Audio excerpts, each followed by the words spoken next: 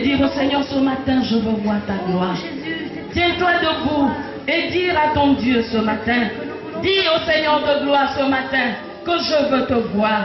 Je veux te voir par ta parole. Je veux te voir en ce lieu. Seigneur, je ne suis pas venu ce matin pour regarder un homme, mais je veux voir ta gloire. Je veux voir ta gloire. Élève ta voix, bien-aimé, et dis à ton Dieu, Seigneur, je veux voir ta gloire.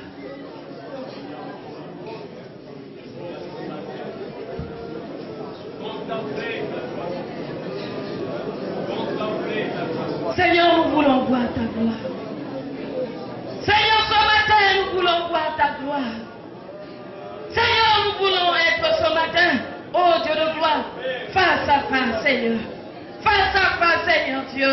Seigneur, face à face. Et contempler ta gloire. Contempler ta gloire ce matin. Parce que tu es Dieu. Tu es le Dieu qui m'a sauvé. Tu es le Dieu qui m'a renouvelé. Tu es le Dieu qui m'a restauré. Tu es le Dieu qui m'a transformé. Seigneur, tu m'as sauvé. Seigneur, tu m'as délivré. Ce matin, je veux te voir face à face.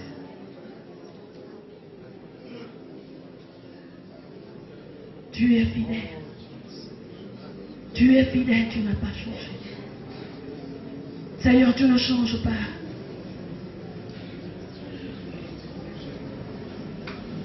Acclame le roi. Acclame le Seigneur de gloire. Acclame le Dieu tout-puissant. Acclame le Seigneur. Et pour tes cris de joie. Pour tes cris de joie. Parce que ce matin, tu vas voir le Seigneur des Seigneurs. Tu vas voir le Dieu tout-puissant. Acclame le Dieu de gloire. Tu n'as pas encore acclamé le Dieu de gloire. Tu n'as pas encore acclamé le roi des rois. Tu n'as pas encore acclamé celui-là. Et que tu me dignes, digne de t'asseoir sur le trône, digne de prendre le livre de vie et de rompre les sceptres et d'en lire le contenu. Acclame pour le roi des rois, pour tes cris de joie.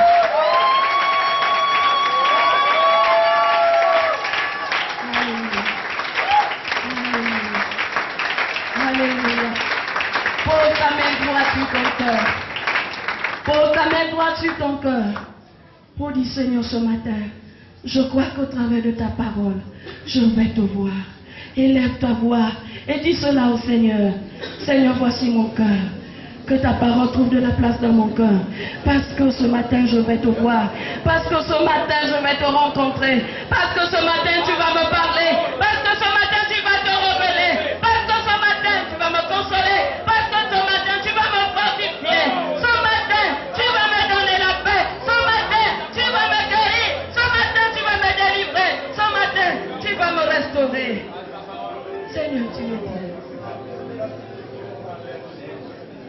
Tu n'as pas changé. Seigneur, toi qui guéris les cœurs brisés. Seigneur, toi qui délivres. Oh Seigneur, comment ne pas te bénir ce matin. Seigneur, ta parole est vie. Seigneur, ta parole est vie. Seigneur, parle à mon cœur ce matin, afin que je puisse contempler ta gloire. Seigneur, tu es fidèle. Seigneur, tu es fidèle. Je vais inviter l'instrument par lequel le Seigneur va passer ce matin pour guérir nos cœurs brisés, pour nous consoler, pour nous fortifier, pour illuminer les yeux de notre cœur ce matin. Alléluia. Nous voulons voir Jésus. Nous voulons voir Jésus. Nous voulons voir Jésus. Nous voulons voir Jésus. Nous voulons voir Jésus. Nous voulons voir Jésus. Nous voulons voir Jésus.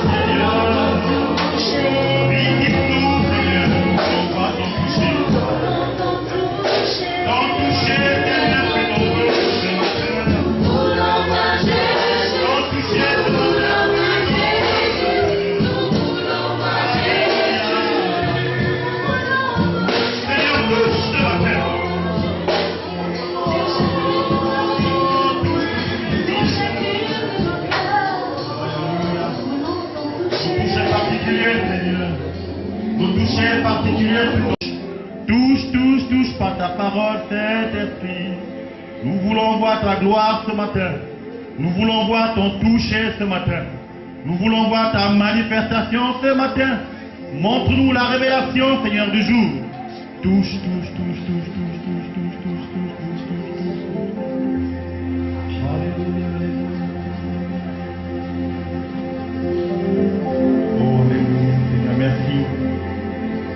Merci, Seigneur, parce que tu as dit que tu as pour nous des plans merveilleux. Projet de paix et non de malheur. Tu veux te recommander ton peuple ce matin. Parle à ton peuple, Seigneur. Parle, Saint-Esprit. Révèle-nous, Seigneur, le chemin qui conduit vers ton royaume. Toi qui as entre autres pour mission de nous conduire dans la plénitude de ton royaume. Montre-nous le chemin. Parle à nos cœurs, Seigneur. Dis-nous quelque chose de particulier ce matin. Quelque chose de particulier, Seigneur. Nous voulons entendre, non pas beaucoup de mots, mais un seul mot, Seigneur. Celui-là qui nous conduit vers ton royaume. Celui-là qui nous délivre, Seigneur. Nous te le demandons. Au nom de Jésus. Amen, amen, amen, amen, amen, amen.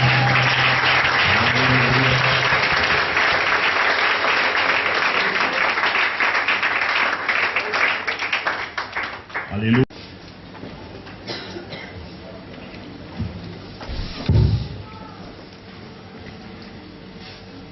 Ouvre ta Bible dans le livre de Marc, au chapitre 5.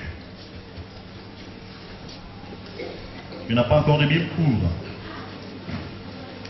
Au chapitre 5, nous allons lire les versets 21 à 34. Nous voulons écouter attentivement la lecture. Dieu veut nous enseigner quelque chose ce matin. Un texte que nous connaissons, sur lequel beaucoup de prédications sont faites, sont dites. Mais Dieu a quelque chose, une petite chose à nous expliquer ce matin.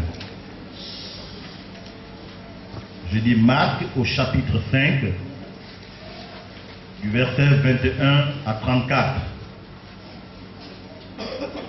Je voudrais attendre la lecture de ta bouche. Je voudrais entendre la lecture de ta bouche. Marc au chapitre 5, le verset 21, à partir du verset 21 à 34. Tu peux nous lire la parole de Dieu. Qui est à la page?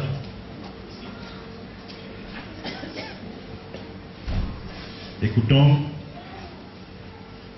la parole de Dieu. Lisons.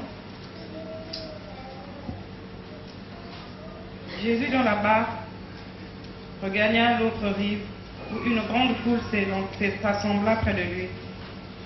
Il était au bord de la mer. Alors vint un des chefs de la synagogue nommé Jairus, qui, l'ayant aperçu, se jeta à ses pieds. Et il lui adressa cette instante prière. Ma petite fille est à l'extrémité. Viens, impose-lui les mains, afin qu'elle soit sauvée et qu'elle vive. Jésus s'en alla avec lui, et une grande foule le suivait et le pressait. Or, il y avait une femme atteinte d'une perte de sang depuis 12 ans.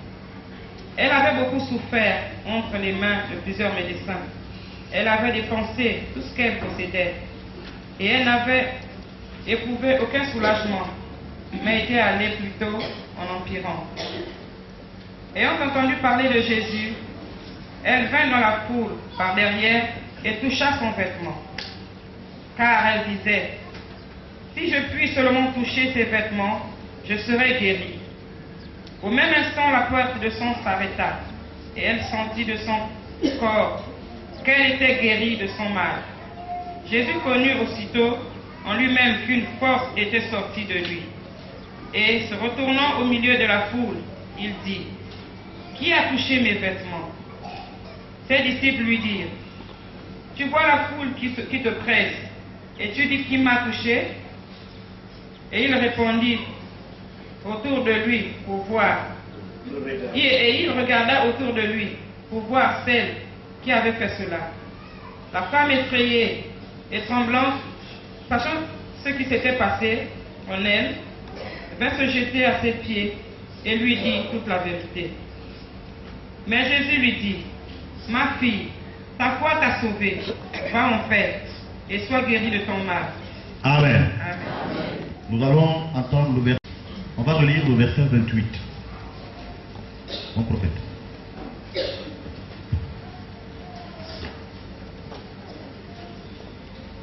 Le verset 28. Car elle disait, si je puis seulement toucher ses vêtements, je serai guéri.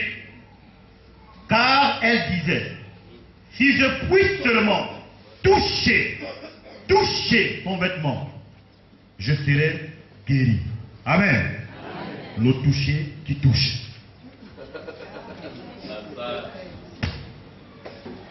Le toucher qui touche. Vous voyez, hein, un peu comme les mêmes mots. Vous savez, j'aime les rhétoriques qui font toujours mettre la joie. Le toucher qui touche. On entend toucher, on entend touche.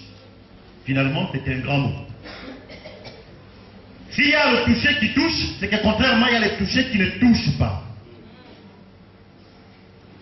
Celui d'aujourd'hui, c'est celui qui touche. L'autre touché qui touche.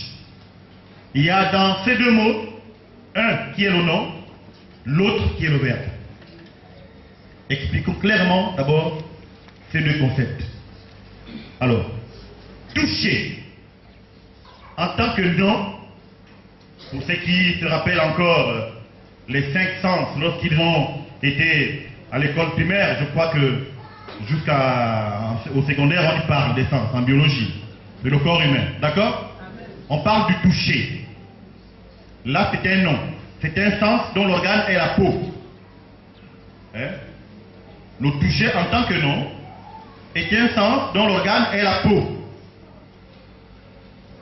Il a pour objectif de ressentir certaines sensations. De par le toucher, on peut déterminer un certain nombre de sensations, notamment le froid, le chaud, la dureté, la mollesse, c'est-à-dire si quelque chose est molle. Mais on peut aussi voir si ça pique ou si c'est doux. Vous voyez, d'accord? On connaît ces touchés-là. C'est un nom, le toucher, dont l'organe est la peau. À partir de la peau, on peut ressentir un certain nombre de pressions. Mais le dictionnaire dit également que toucher, le verbe toucher, c'est porter la main sur quelqu'un. C'est donc le toucher qui est clairement visible lorsque la femme va dire, si seulement je touche, je touche. Le toucher visible ici que l'on voit, c'est le fait de porter la main sur sa robe. Vous êtes d'accord? Si seulement je touche au pan de sa robe, je serai guéri. Ça, c'est le toucher visible. Mais il y a certainement le toucher qui est invisible, que moi je vais appeler le toucher spirituel. Vous savez, avant que le toucher ne soit physique, palpable, il est d'abord dans le cœur. Puisque elle dit, si seulement je touche. Donc elle a déjà l'intention de toucher. La valeur du toucher dépend de l'intention qu'on a dans le cœur. Est-ce que vous comprenez? Parce que finalement, il y a des touchés qui ne font aucun effet.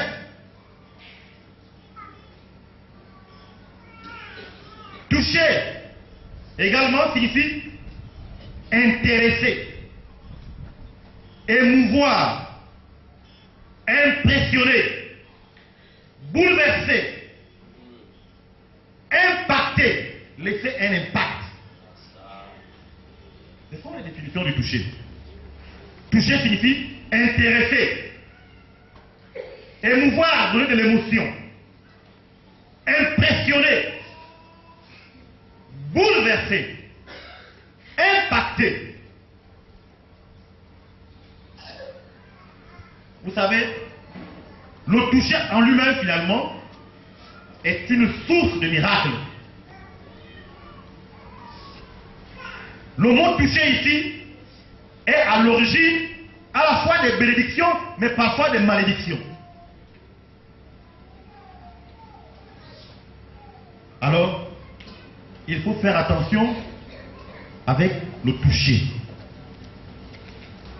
Si on a mal touché, on reçoit la malédiction. Si on a bien touché, on reçoit la bénédiction.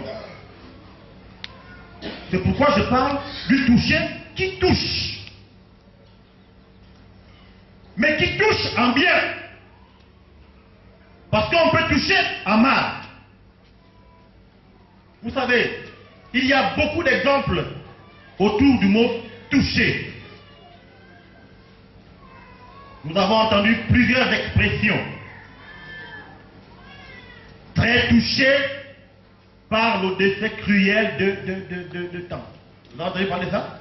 Très touché, impacté, impressionné par le décès, touché, marqué par la douleur que subit telle famille ou telle personne a fait ceci, telle personne présente pendant ses condoléances. Vous avez entendu ça?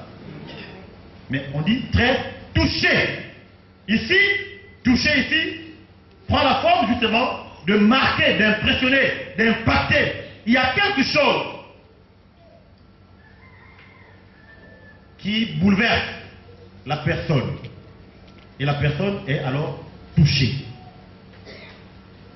Vous commencez à comprendre qu'on peut toucher en bien, tout comme on peut toucher en mal.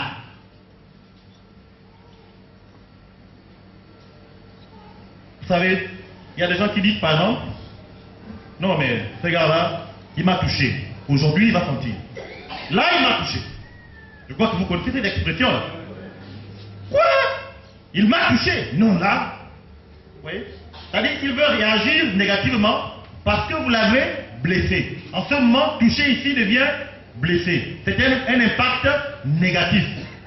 Vous comprenez ça? Il m'a vraiment touché dans mon amour propre. Des choses comme ça. Vous comprenez que le toucher peut donc impacter négativement la vie de quelqu'un. Si vous touchez mal, vous pouvez avoir une conséquence grave. Parce qu'il y a des personnes qui sont, comment dirais-je, blessées par la manière dont vous l'avez touché. Ça peut être physique, ça peut être verbal, ça peut être corporel. Si vous touchez quelqu'un mal, c'est-à-dire vous êtes de passage, et puis vous le touchez comme ça. On a dit que toucher, c'est le fait de mettre la main sur quelqu'un. Donc le contact qu'il y a. Si le contact a brutalisé la personne, vous pensez que la personne va être contente? Parfois elle se retourne et tout de suite, elle vous porte une gifle dessus. Ça, c'est le mauvais toucher. Ce n'est pas ça que la dame a fait. Vous comprenez ça?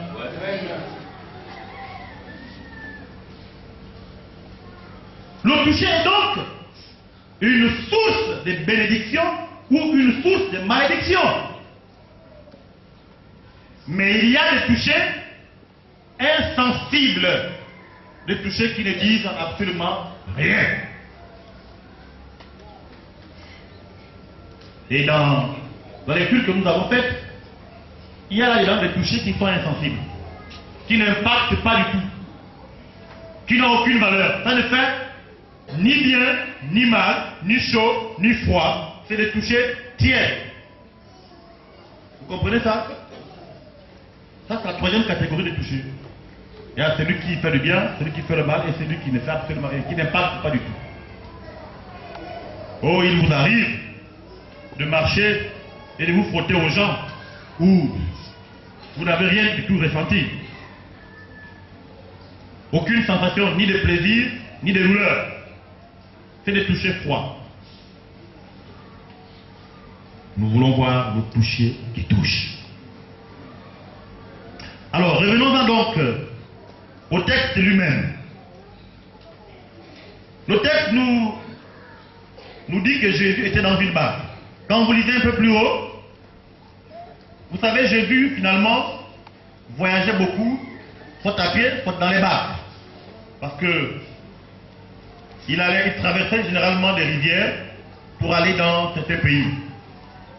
Et là, en principe, il était de retour d'un voyage. Il était allé dans le pays des Gadaréniens, où il était allé pour délivrer une personne qui était possédée par un esprit impur. Il est allé avec ses compagnons, ses disciples. Ils ont fait ces voyages, ils ont effectué ces voyages dans le pays des Gadaréniens. Et là-bas, ils ont trouvé une personne qui était possédée d'un esprit impur. Et lorsqu'il a posé la question, comment s'appelait cet esprit, il disait qu'il s'appelait Légion. C'était vraiment un esprit assez puissant. Avec ses disciples, ils ont résolu ce problème. Ils ont chassé cet esprit qui s'est retrouvé dans les pourceaux là-bas. Et le monsieur a été libre. Ils ont certainement fait autre chose, dont la Bible ne nous explique pas forcément toujours. Mais là, ils étaient de retour dans la barque. Ils étaient de retour dans la barque. À peine descendus de la barque, Jésus n'avait pas suffisamment de repos. Voici qu'un homme, comme on l'a entendu, nommé Jairus, vient en courant se jeter vers lui. Vous voyez quelqu'un qui revient d'un voyage, à peine descendu, la foule l'attendait. Et la foule était toujours informée un peu du déplacement de Jésus. Ils étaient là, il arrive, il est de retour. Enfin, chez nous aujourd'hui. Au moment où nous parlons, Jésus vient de faire son entrée au Mecque. Et Jairus a couru vers Jésus. Il s'est jeté à ses pieds pour le supplier. Il dit, Jésus, je t'en supplie. Ma fille est à l'extrémité. Autrement dit, elle est au bord de la mort. Elle est toute mourante. Il faudrait aussi que tu viennes chez moi. Je sais que tu reviens de l'autre côté. Malgré la fatigue, malgré tout ce que tu as fait, je te supplie. J'ai aussi une situation chez moi. Comprenez ça? Jésus, comme à son habitude, il est venu pour les mal portants. Il n'a pas fait comme nous. Mais là, je suis un peu fatigué. Je crois qu'elle peut supporter encore un tout petit peu. Laisse-moi le temps d'aller me reposer, me laver, prendre une petite douche. Et puis, je veux venir. Mais ne t'en fais pas. Non. Jairus a détourné le chemin de Jésus. Jésus a accepté d'aller avec Jairus. Et c'est dans ce moment qu'une dame, nous dit-on dans la Bible, qui avait une perte de sang pendant 12 ans, et nous connaissons bien l'histoire, qui avait déjà fait le tour des médecins, qui avait déjà dépensé beaucoup d'argent, a entendu parler de Jésus. Et elle était là ce jour-là. Elle était là à l'arrivée de Jésus dans la barque, au retour du pays des Gadaréniens. Et elle s'est dit, c'est le moment ou jamais. Enfin, je peux être proche de Jésus. Là est la solution à mon problème. Et elle a dit, si seulement, on va relire le verset 28, regardez ce qui est écrit. Elle dit, si je puis seulement toucher ses vêtements, je serai guéri. Quand vous lisez la suite, la Bible nous dit, à l'instant même, au même moment, sa guérison a été opérée. Au même moment.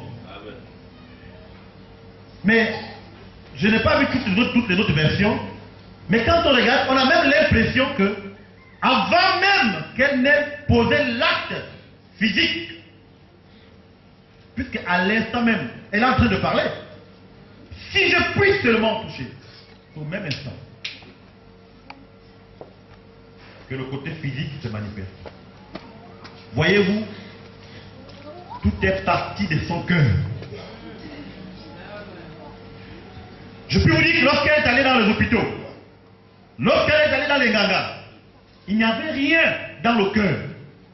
Si c'était l'envie d'être guéri, un point, un trait. Vous comprenez? D'abord, elle ne connaît même pas la personne chez qui le médecin ne l'a jamais vu. Elle n'a pas forcément entendu parler du médecin. Et même quand on a entendu parler du médecin, la conviction n'était pas la même. Bon, c'était un médecin, c'est sûr qu'il doit soigner. Et elle voyait toutes ces personnes comme des humains comme elle. Il y avait dans son fort intérieur quelque chose qui manquait. Il n'y avait pas de conviction. Est-ce que vous comprenez? Amen. Il n'y avait pas de conviction.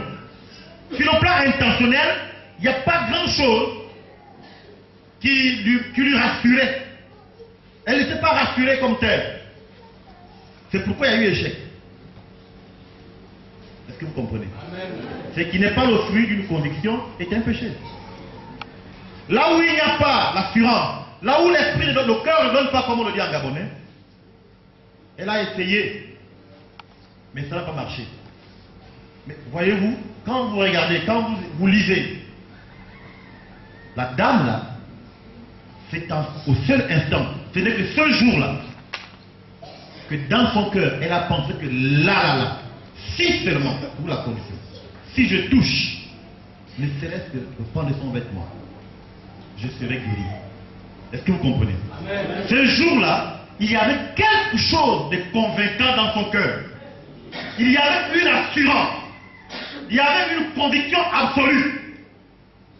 Celle de donner sa vie à Jésus. Dit, c'est celui-là. Je confie cette fois-ci mon problème. Je confie mon cœur à telle personne. Est-ce que vous comprenez? Amen. Elle n'avait pas la même conviction pour dire, là, ce médecin, je suis sûr que c'est celui qui nous guérit. Je ne suis pas sûr. Elle n'allait pas sur les médecins simplement. Là, je n'étais pas sûr. Mais elle avait la ferme conviction. Elle était sûre d'elle. Ça a tellement brûlé. Ça venait tellement du cœur. Le toucher qui vient du cœur. Les choses qui viennent du cœur. Les choses dont les intentions sont bonnes. Les intentions d'espoir. Les intentions d'amour. Les intentions de confiance. Ce sont ces choses qui produisent du fruit. Amen.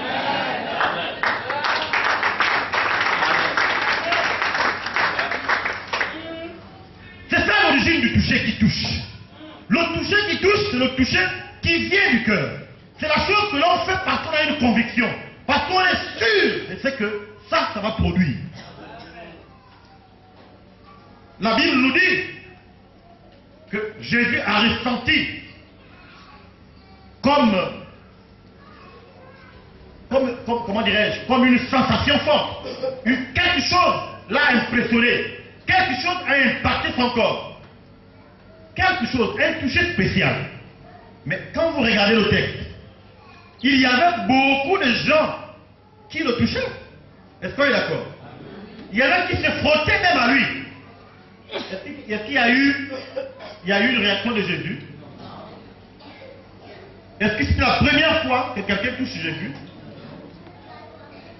En quoi ce toucher était-il particulier? Vous comprenez ça? C'est ça la révélation que je voudrais que l'on comprenne ce matin. Ce toucher avait quelque chose de spécial, au point d'impressionner, d'impacter, de même soutirer une certaine force de Christ pour pouvoir agir sur le corps de la femme. Parce qu'il y avait des touchés moches.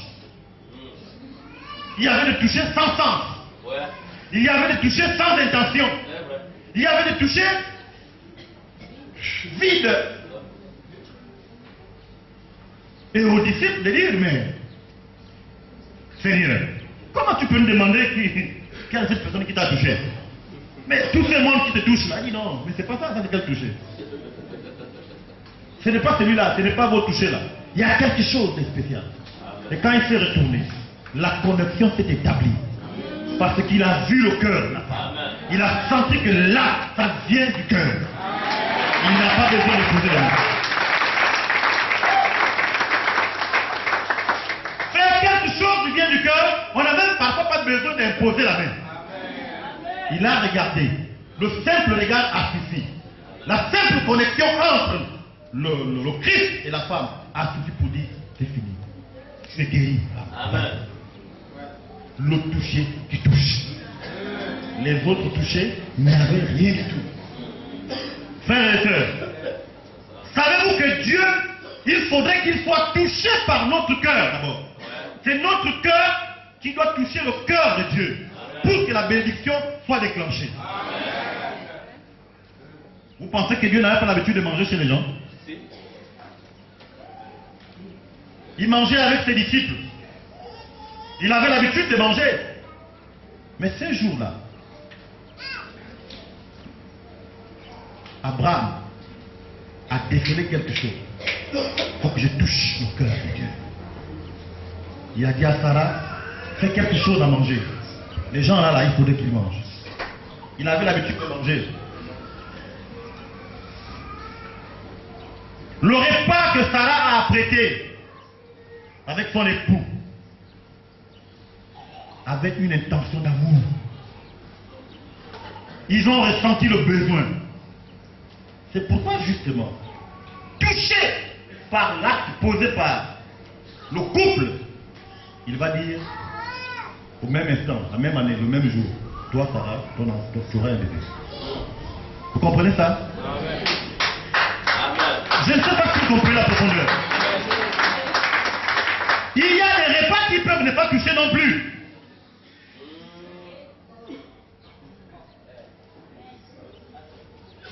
À quoi ça sert de donner à manger à quelqu'un lorsque dans son cœur il n'y a pas l'appétit? C'est vrai. Vous savez, même la personne qui va manger, elle ne sent pas l'appétit. Ouais. Amen. Écoutez, l'origine du toucher, c'est d'abord le cœur. Tout ce qui est fait avec amour, tout ce qui est fait avec conviction, produit du bon fruit. Amen. Oh, les touchés, il y en a beaucoup. Ce n'est pas les touchés qui manquent. En fait, autant que nous sommes, ce n'est pas qu'il nous manque des actions à poser. Ce n'est pas ça qui manque. Je suis sûr que nous voulons toucher parfois des personnes, mais Dieu qui sonde les cœurs et les reins connaît les véritables intentions qui se trouvent derrière l'action que nous voulons poser.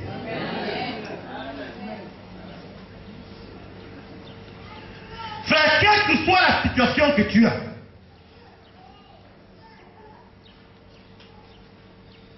elle ne peut pas être résolue si tu n'es pas d'abord convaincu.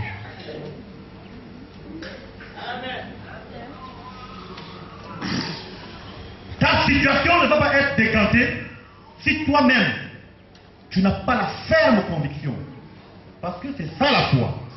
C'est la ferme conviction. La dame a dit là, c'est maintenant aujourd'hui. Comprenez ça? Amen. Frère, la bénédiction donc se cache derrière le toucher. Amen. La bénédiction se cache derrière un simple toucher. Le toucher de la dame n'était pas compliqué. Il était simple, mais un toucher qui vient du cœur. Savez-vous que le petit 1000 francs ou le petit 500 francs que vous donnez avec bon cœur à une personne est plus valeureux que le milliard que vous venez déposer parce que vous voulez masquer quelque chose? Tu as beau voir ta maladie, tu as beau voir ton problème. Ce ne sont pas les milliards de francs que tu viens exhiber qui vont résoudre le problème. Dieu est celui qui connaît ce qu'il y a au fond du cœur. 5 francs peuvent faire en sorte que tu sois complètement délivré et 10 000 francs seront en sorte que tu sois complètement maudit. Parce que tu aurais mal touché. Voilà.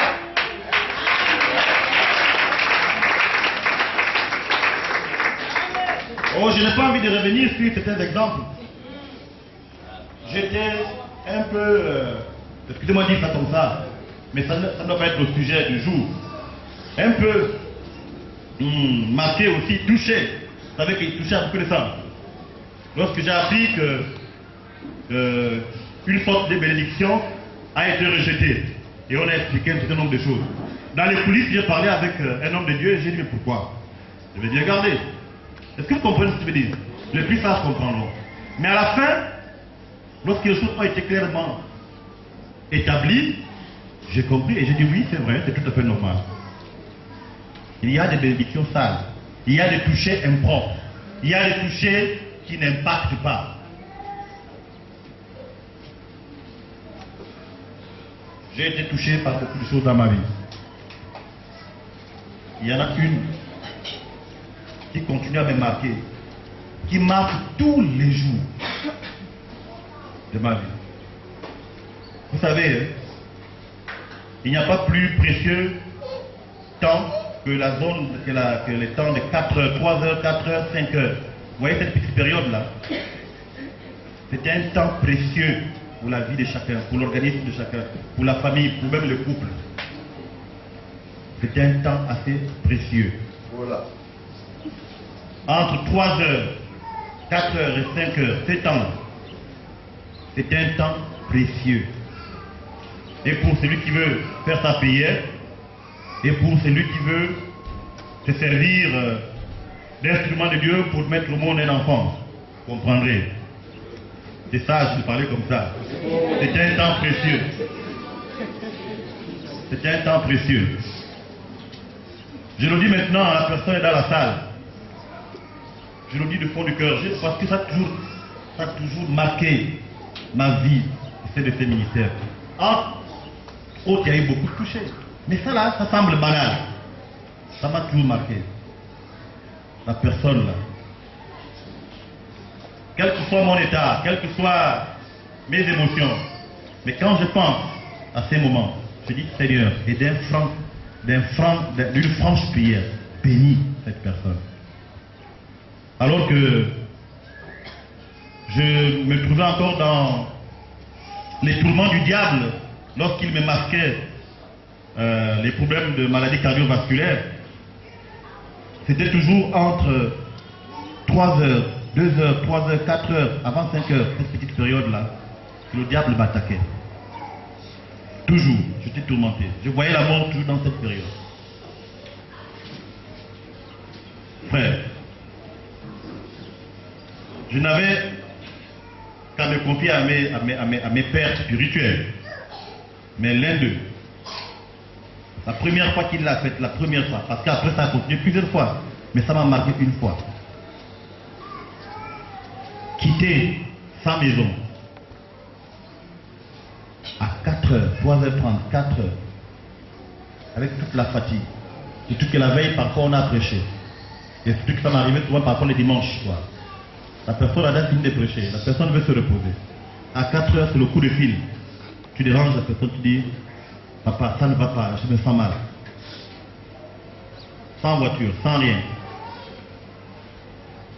Braver les forces de la nuit, la fatigue et autres, venir chez moi pour prier pour moi, ça m'a marqué. Pasteur, c'est resté dans mon cœur. Il m'est arrivé de pleurer à cause de ça une nuit.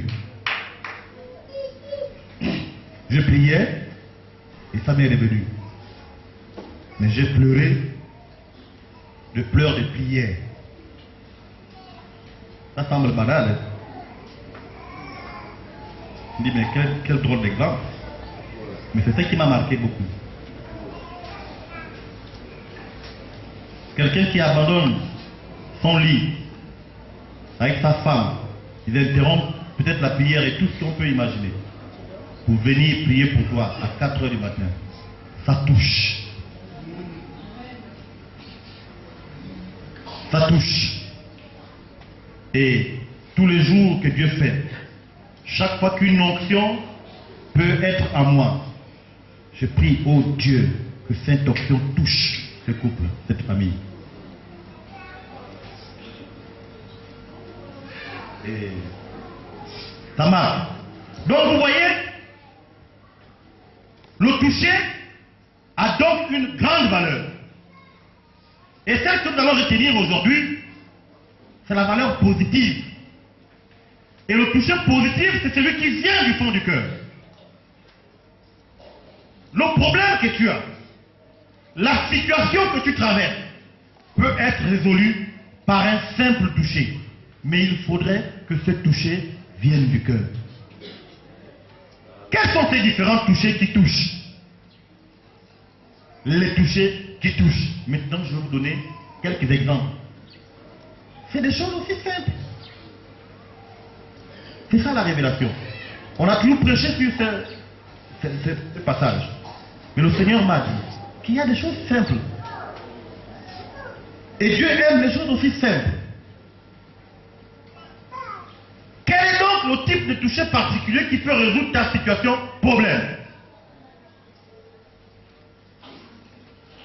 La première chose, le toucher le plus miraculeux, c'est lui-là qui résout tous les problèmes dès le jour que vous mettez le contact avec. C'est celui d'accepter Christ comme Seigneur et Sauveur personnel. Amen. Ça, c'est d'abord le premier toucher. Celui-là, il ne foigne jamais. Amen. La dame qui avait la perte de 112 ans, ce que vous n'arrivez pas à comprendre et ce qu'il faudrait qu'on comprenne aujourd'hui, c'est qu'elle a donné sa vie à Christ. Elle a fait confiance à Christ. C'était pour elle une sorte de conversion. Elle a donné toute sa situation, tout son problème. Venez d'avoir, vous tous qui êtes fatigués, je vous donnerai du repos. Elle a appliqué cette parole. Elle a appliqué cette parole. Quiconque croit à moi, croit. Elle a cru. Elle a pensé que sa situation ne peut être résolue que par Jésus. Alors elle a donné sa vie à Jésus. Elle a accepté Jésus. C'est sa forme d'accepter Jésus comme Seigneur et Sauveur personnel. Je vous dis la vérité. Le jour où vous accepterez de bon cœur, parce que c'est ça, c'est un toucher. Il ne s'agit pas de faire du suivisme. L'expérience a montré que les gens qui faisaient du suivisme, qui touchent parce que l'autre a touché, mais ce sont ces chrétiens qui l'ont voilà les problèmes, parce qu'ils n'avaient pas été convaincus. Oh, si vous avez accepté de donner votre vie à Jésus sans conviction, mais petit à petit, lorsque vous êtes convaincu, c'est pas que vous allez faire ça 2 fois. Mais quand Dieu va sentir que maintenant vous êtes convaincu, vous croyez en lui, on n'aura plus besoin de vous dire, viens encore accepter Jésus comme Seigneur et Sauveur. Mais par contre, c'est ce jour-là que ton miracle va s'accomplir. Amen. On ne accepte pas 2 fois. C'est pas ce que j'ai dit. Même si tu as accepté, qui n'a pas encore accepté qu'il venait et puis vous l'acceptez. Est-ce que vous comprenez? Pendant les croisades et autres, il y en a qui acceptent par suivisme. Ce n'est pas ça le problème. C'est déjà une bonne chose. Mais pourquoi la situation n'est pas décantée?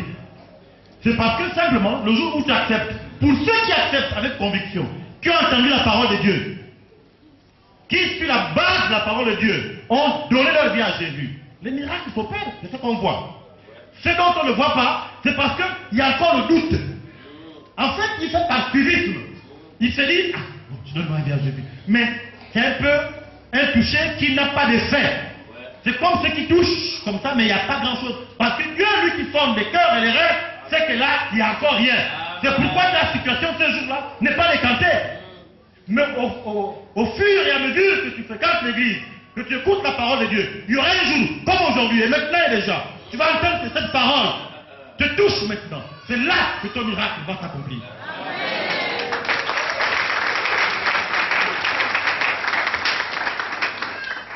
C'est l'étape, la première étape. Donner sa vie à Jésus-Christ de Nazareth. Quel que soit le problème que vous avez, je vous assure, donnez votre vie à Christ. Faites confiance comme cette dame à Christ. Je ne sais pas combien de demandes tu as faites pour avoir un travail. Combien de châteaux tu as fait pour avoir un enfant. Combien de guérisseurs tu as voulu voir pour guérir ta maladie. Je ne sais pas quel problème. La dame a fait la même chose. La Bible ne dit pas beaucoup, ne dit pas grand chose. Peut-être même qu'au début elle a entendu parler de Christ sans conviction. Peut-être. On ne sait jamais. Mais ce jour-là, elle a cru. Elle a cru. Elle a pensé que oui. Si tous les jours que tu es venu au mec, tu n'as peut-être pas encore cru. Voici l'occasion de croire. Je te dis la vérité. À l'instant où je parle, si tu crois au nom de Jésus-Christ de Nazareth, la situation que tu as est déjà tombé maintenant et déjà. Au nom de Jésus. Première étape, il faut accepter Christ comme Seigneur et Sauveur personnel. C'est le premier toucher. Le toucher qui peine. Vous savez, ce qui est bien avec ce toucher, c'est que c'est un toucher qui attend. Lui là, il ne soigne pas, il ne pourrit pas. Il est là, il attend. Mais qu'est-ce qu'il attend? Il attend selon la conviction. C'est pourquoi je dis, donner sa vie à Jésus, c'est déjà ça qui compte. Oh frère, si tu veux donner par subitisme, je t'encourage même, ce n'est pas un problème, donne. Mais seulement, si tu voudrais que quelque chose naisse en toi, il faut maintenant écouter la parole de Dieu, il faut venir. Il faut que tu viennes. Tu viens tout le temps, tu viens aux enseignements. Ne rate pas le mardi. Je suis souvent surpris de voir que les dimanches, on soit plein comme ça. On dit que c'est la parole de Dieu. Je vais vous dire une chose. Vous qui êtes souvent absents les mardis, je vais vous dire ça une autre forme. Mardi, c'est dimanche. Non, peut-être que c'est le mot mardi qui fait que vous vous dites, je vous informe que mardi, c'est un dimanche ici. Au MEC, nous avons 2 dimanches. On a dimanche d'aujourd'hui, qui est le dimanche conventionnel. On a le dimanche qui est mardi, qui est le dimanche du MEC. D'après-demain, parce que la nourriture que vous mangez en ce moment. Vous qui pensez que c'est que dans les grandes fêtes qu'il y a la bonne nourriture. Là, on pense que c'est la grande fête. Parce que c'est dimanche, tout le monde est là. C'est le jour de fête, on s'habille. Est-ce que vous savez que parfois, le grand jour de fête, il n'y a pas tout ce que vous voulez. Parfois, il manque le sanglier ou le porc épic. Mais c'est seulement le jour qu'on t'appelle manger à la maison que tu vas manger ce que tu n'as pas mangé.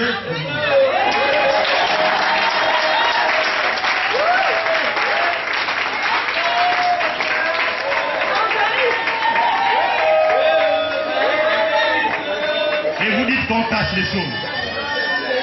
Et vous dites qu'on cache les choses. Je vous assure que s'il y a un endroit où on dit toute la vérité, parfois on cherche, je ne sais pas par comment la dire, c'est ici.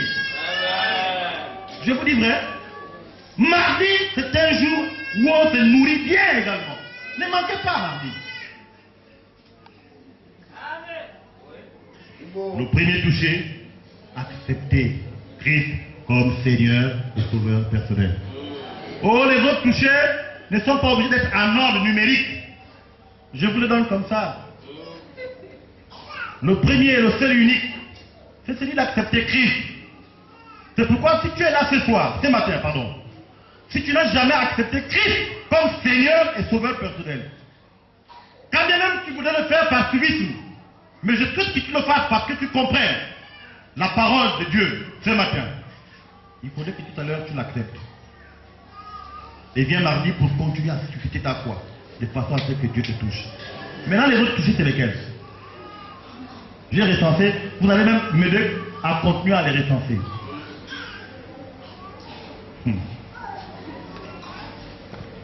J'ai mis, par exemple, un cadeau donné avec bon cœur est un toucher qui peut résoudre beaucoup de problèmes. Un cadeau. Un petit cadeau à quelqu'un. Savez-vous qu'un petit cadeau à quelqu'un, qui semble si bénin, si facile, si simple, Dieu aime ce qui est simple, peut décanter votre situation. Peut-être que ta promotion est bloquée parce que tu n'as jamais même dit bonjour à ton patron. Vous comprenez ça? Lui là, il ne dit jamais bonjour aux gens.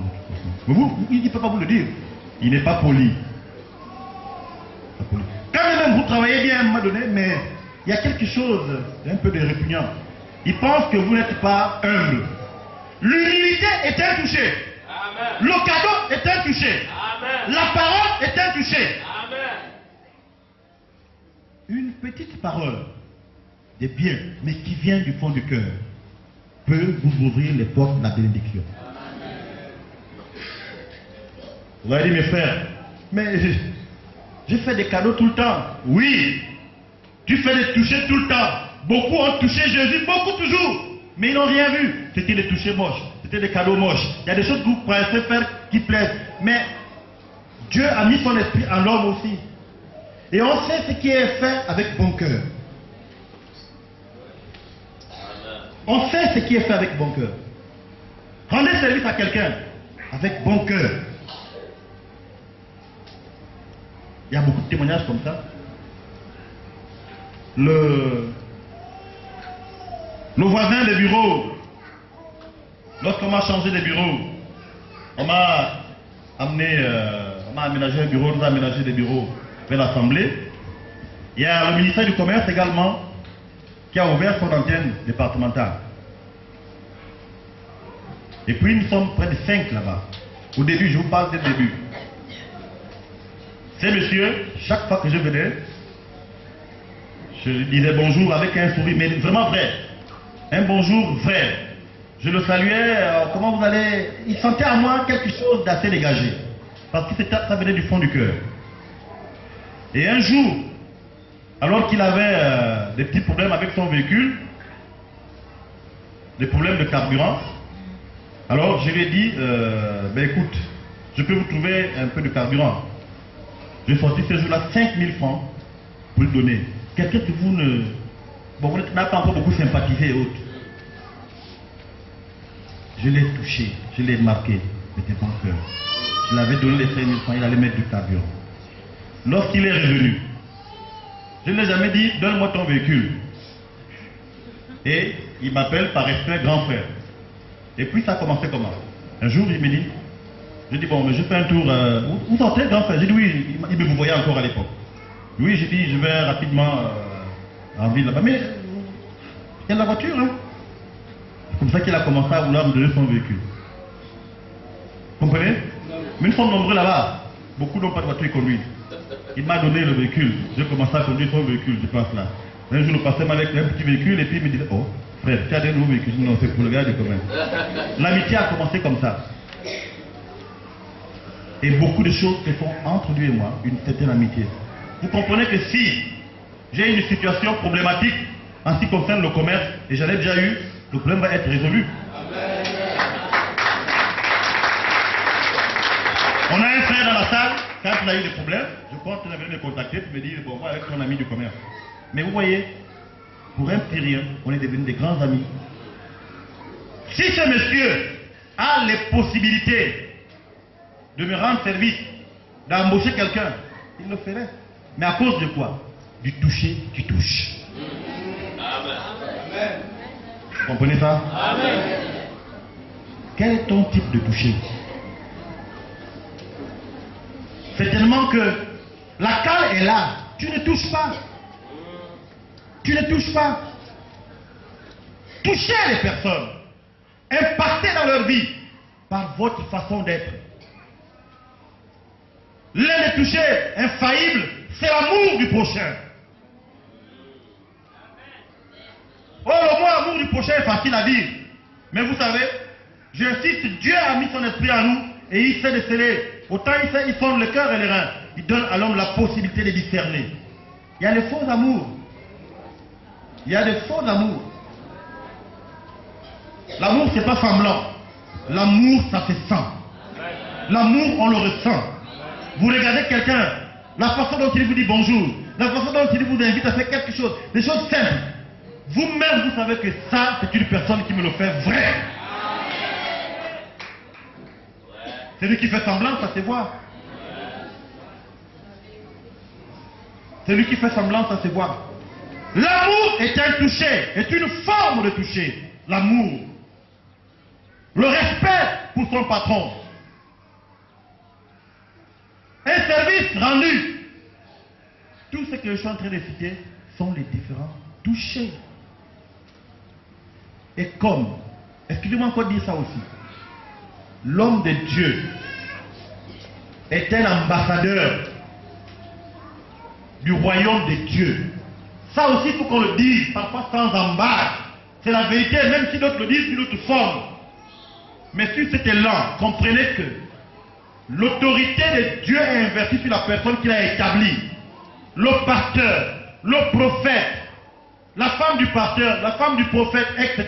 Les hommes de Dieu, les hommes investis par Dieu, établis par Dieu, incarnent la puissance de Dieu. Vous voulez avoir le toucher de Dieu, il faut impacter dans leur vie. autrement. Donnez-moi l'argent, faites ceci. Ce n'est pas ça. La vérité, c'est qu'il faut effectivement impacter sur l'homme de Dieu. Mais celui qui prie pour vous, mais celui par qui le Seigneur passe pour toucher vos vies. Mais comment voulez-vous qu'il puisse prier avec conviction, avec impression, impacter, lorsqu'en principe, vous ne lui rendez pas les services? Vous comprenez ça? Ce message est dit autrement parfois dans notre assemblée. Il est parfois renversé. Parfois il y a un message qui demande. Mais écoutez, il n'a pas tout tort forcément. Mais sa manière de dire. Mais parce que c'est la vérité. Les hommes de Dieu doivent être bien traités. Il faut toucher leur vie. Tu ne touches pas la vie de l'homme de Dieu. Tu ne touches pas la vie de ton frère. Nous sommes tous hommes de Dieu, d'accord. Mais comment veux-tu qu'il puisse, en retour, dégager son onction? Comment veux-tu arracher une puissance, un pouvoir en lui, comme la femme qui avait la perte de sang a pu dégager, a pu arracher la bénédiction de Jésus par son sentiment d'amour?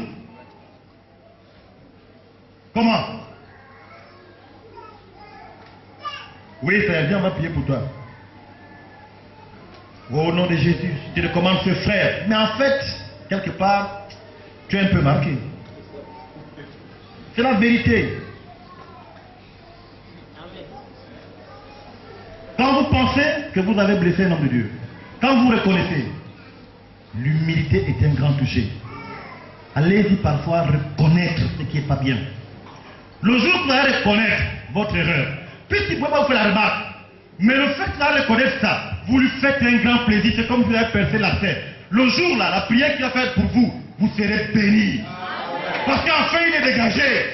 Il a un peu le courage de vous dire, mais mon frère, tu m'énerves, tu me fais des signes, il a un peu le courage. Mais comme toi-même tu as reconnu, et tu t'es humilié, tu t'es dit, pas, homme de Dieu, voilà, je m'excuse pour ceci. Enfin, il te dit, c'est bon. Là il n'a pas beaucoup à prier. Il dit, ok, vas-y, tu es béni. Tu vas être béni. C'est la vérité. C'est la vérité. Il n'y a pas plus vérité que ça, je vous assure, frère. Je l'ai réalisé. Le toucher qui touche, l'humilité précède la gloire. Allez parfois réparer vos fautes. Ce qu'on fait avec les hommes, on le fait avec Dieu. C'est pourquoi il dit que lorsque vous donnez à un plus petit, vous m'avez donné, Dieu, on ne le voit pas, je ne sais pas de quelle manière. On le voit à travers notre voisin, on le voit à travers notre ami, notre proche, notre frère. Et on le voit à travers l'homme de Dieu qui a été établi officiellement. C'est ça là, Dieu? Dieu là, comme dit mon frère, c'est ça là? Oh!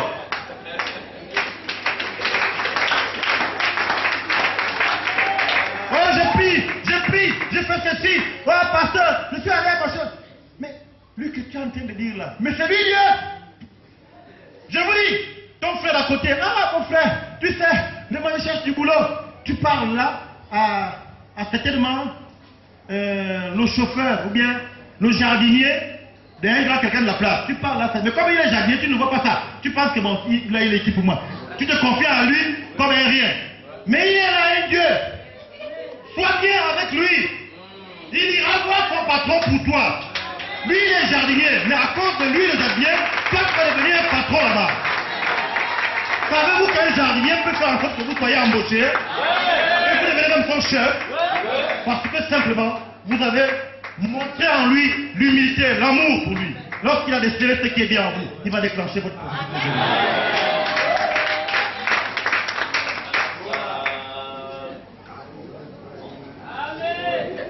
Que Dieu bénisse ta mère.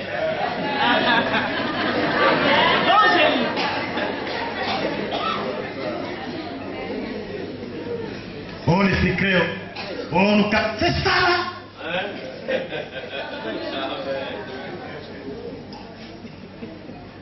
Tout le monde là, tous qui ont donné la vie à Jésus, sont une incarnation de Dieu. Dieu est là. Ne cherchez pas Dieu ailleurs. Parce que c'est le jardinier. Et dans ton cœur, tu dis, ah, qu'est-ce qu'il fait pour moi? Quand tu te confies à lui, tu lui dis ça, bon. Ah, comment va ma soeur? Ça va. D'abord, comme vous dites, toi là, c'est qui? Moi, j'ai des vrais problèmes. Je cherche les vrais gens. Si j'arrivais comme celui-là. Non, faire le recrutement là-bas, tu dis. Ah, oui, j'ai entendu parler de ça. Dieu est en train de te parler, hein? Dieu est en train de te parler. Mais tu ne vois pas Dieu. Et il va vous dire, j'étais venu là chez toi ce jour-là. Je voulais te donner du boulot, mais tu ne faisais pas attention à moi. Oh, Dieu, tu es venu chez moi. Mais oui. Rappelle-toi tel jour. Tel était passé, non? C'est pas ce qui est écrit dans la Bible. C'est pas ce qui est écrit. Mais vous pensez que ce n'est valable que ce qui est écrit dans la Bible là-bas comme ça? C'est ce qui est écrit dans la Bible, c'est ce que nous vivons aussi. Amen. Aimons-nous les uns les autres. Aimons-nous. L'amour est touché. Et je voudrais terminer par là. Mais je voudrais quand même profiter de cette tribune pour demander pardon. Parce que, vous savez, c'est pas facile. Donc c'est quand on a la chance d'avoir tout le monde comme ça qu'on peut demander pardon. Je vais vous demander pardon, moi. Pas que je vous ai fait du mal. Mais je suis sûr que je fais certaines personnes du mal sans le vouloir. Vous savez, nous qui avons les véhicules, c'est un peu compliqué. Tu as le véhicule et tu es homme de Dieu. Vraiment, pardonnez-moi. Il y a beaucoup de personnes que je dépasse d'ici Mwanda. D'ici Mounana. Je vais vous expliquer pourquoi. Non, c'est important. Déjà, j'ai peut-être un défaut. C'est que quand je conduis, si on ne m'appelle pas par mon nom, on ne dit pas Khalid, frère, on dit, c'est pas quelque chose comme ça. Mais bon, je ne me sens pas interpellé. Je passe comme ça. Voilà. Je passe. C'est pas que je ne veux pas de vous, mais bon, je ne suis pas sûr que je ne vous vois pas. Je ne vous vois pas. Et puis, regardez, ce matin, moi je suis ici, tout le monde sait que ça c'est l'évangéliste Khalid, d'accord? Vous êtes 400, 500, je ne peux pas connaître tout le monde, je n'identifie pas les personnes. Il y a d'autres qui me disent bonjour, bonjour. Vous savez, j'ai du monde dans la médecine, j'ai du monde dans l'éducation nationale, j'ai du monde ici, les frères et les sœurs, nombreux. Mais je suis seul, vous êtes nombreux. Je ne peux pas connaître tout le monde. Je vous demande pardon. Amen. Parfois, bonjour. Bonjour. Mais mon bonjour, là, c'est un bonjour inoffensif, comme pour dire, ah, je ne sais jamais, je suis prudent. Donc, mais vous pensez que, en fait, il ne m'a pas dit un bonjour vrai, il me connaît. Non, c'est que, je dis, frère Khalid, là où moi je suis interpellé, je sais que. Mais bonjour, bonjour. Bonjour frère, bonjour, moi aussi, et je passe comme ça. Des fois, d'autres sont là debout. Bon, il y a des mamans certainement qui font des chants sur la route de Mounana. Chez moi là, je ne peux pas mettre des paniers. Des fois, je suis là où. Mais il y a des paniers, et puis j'arrête, je fais bien, mais tout ça, je ne peux pas faire ici. Non, je ne fais pas exprès. Non, je voudrais le dire du fond de cœur, je ne le fais pas exprès. Parce qu'un tel message, on juge vite, on commence à dire, mes frères, toi là, pardonnez-moi.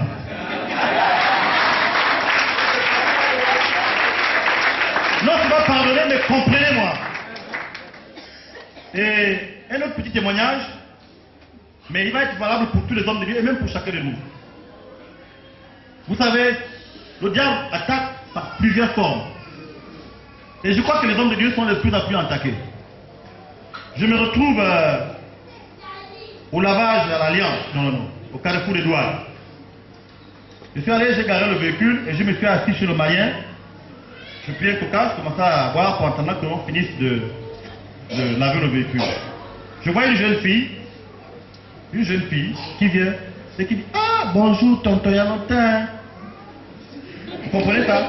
Bonjour tonton, il y a longtemps. C'est une nièce. C'est une nièce. C'est une nièce, c'est sûr. Et, oh, bonjour, avec mon sourire. Mais, en fait, je connais pas la personne. Mais tu peux pas aussi dire, toi c'est qui tout de suite comme ça, ça fait un peu vilain. Bonjour, oh, ça va. Oui. On ne te voit même plus. J'ai dit, mais je suis à Mounana. Je réponds, vrai, naturellement. Non, je suis déjà à Mounana et tout ça. ne peux même pas appeler, j'ai dit, mais est-ce que moi j'ai ton numéro? Moi je réponds naturellement, je dis bon. Et donne-moi ton numéro. Je tique un peu, mais je donne quand même. Et puis je dis bon, 07. Je donne le vrai numéro. Elle dit le nom. Ah. Je mets quel nom? La nièce a oublié. Et puis je dis, mais ta mère ne t'a pas dit comment je m'appelle? Je dis, tu connais ma mère? Je dis, oh. Mais pourquoi tu m'as appelé tonton? Là, vous voyez, le langage change. Mais j'ai donné le numéro, hein. J'ai donné le numéro. Bon, vous voyez, cette fille-là, je regrette, est capable, je ne sais pas, on est piégé, capable de dire à une de ses sœurs, dit non, mais l'homme de Dieu là, c'est mon ami, j'ai son numéro, non, regardez. Vous voyez, on nous piège. Je regrette. Je regrette, on nous piège. Donc il y a des choses sur lesquelles vous pouvez entendre sur les hommes de Dieu, mais qui sont montées de toutes pièces. C'est un peu difficile. Vraiment, il faut nous pardonner. Il faut nous pardonner. J'avais compris que c'était un piège. Alléluia. Donc, vous voyez, bien aimés frères, ça semble être anodin, simple. Mais la vérité qu'il faut retenir ce matin dans le Saint-Esprit voudrait nous communiquer. C'est que notre situation se trouve derrière le toucher qui touche. Le premier toucher, c'est de donner ta vie à Jésus. Il faut accepter véritablement Christ comme Seigneur et Sauveur personnel. Oh, si tu l'as accepté, par je ne sais quelle voie, et que ta situation n'était pas résolue, c'est parce que Dieu, qui sonde les cœurs et les reins, n'a pas encore décelé en toi la conviction que tu as de croire en ce que c'est lui qui guérit, qui délivre. Ce matin, si la parole de Dieu t'a touché, je déclare au nom de Jésus que tu es guéri. Amen. Ce matin, si la parole de Dieu t'a touché, le toucher de Jésus te touche en ce moment.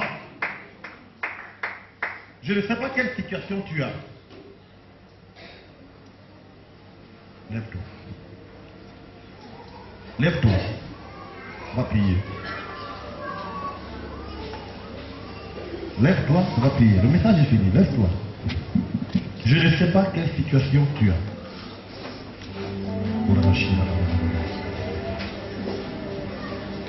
Tu peux reprendre ton tes chants. Nous voulons voir Jésus. Nous voulons voir Jésus. Nous voulons voir Jésus. Nous voulons voir Jésus. Nous voulons voir Jésus. Nous voulons voir Jésus. Nous voulons voir Jésus. Nous voulons voir Jésus. Nous voulons voir Jésus. Nous voulons voir Jésus. Nous voulons voir Jésus. Confesse-le du fond de ton cœur, frère. Nous l'entendons. Je ne sois pas distrait. Nous l'entendons. Jésus voudrait te visiter ce